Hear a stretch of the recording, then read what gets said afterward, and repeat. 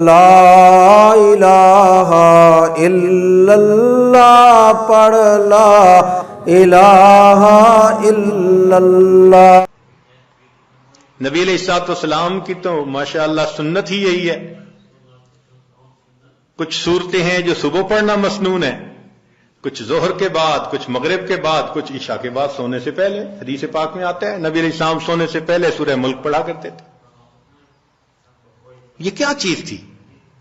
جیسے آپ کچھ دیر کے بعد نا کینڈی کھا رہے ہوتے ہیں، بسکٹ کھا رہے ہوتے ہیں، فلاں چیز کھا، یہ اسی طرح ہے کہ معمول ساتھ ساتھ چلتا رہتا ہے، روح کو غذا ملتی رہتی ہے۔ تو جتنی مسنون صورتیں ہیں یاد کریں اور ان کو دن کے مختلف اوقات میں پڑھنے کی عادت بنا لیں، از خود غذا ملتی جائے گی۔ اور جو حافظ قرآن ہوں ان پر تو اللہ کی خاص رحمت، وہ اپنی منزل کے حساب سے پڑھیں۔ ہمارے اکابر تو ایک ایک آیت پڑھتے تھے، پوری رات گزار دیتے تھے۔ پہلے یہ بات ذرا عجیب لگتی تھی کہ ایک آیت پڑھتے پوری رات، پھر ایک چیز نکل آئی جس کا نام ہے چنگم۔ ہم نے بعض بچوں کو دیکھا کہ جتنی دیر بیٹھے ہیں منہ چل رہا ہے، پوچھا بھئی یہ کیا مسئلہ ہے؟ کہنے لگے جی بس یہ چنگم ہے، اس کو چبانے میں مزہ آتا ہے۔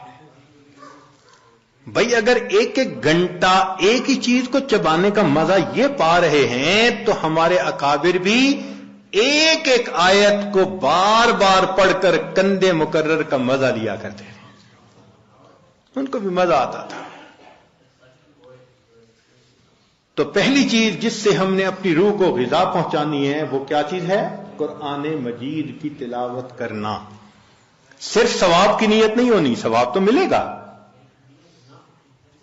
یہ بھی نیت ہونی ہے کہ میں نے اس کو آداب کے ساتھ، توجہ کے ساتھ اس طرح پڑھنا ہے کہ اللہ کی رحمتیں برسیں اور میرے دل کی ظلمت کو دھو دیں۔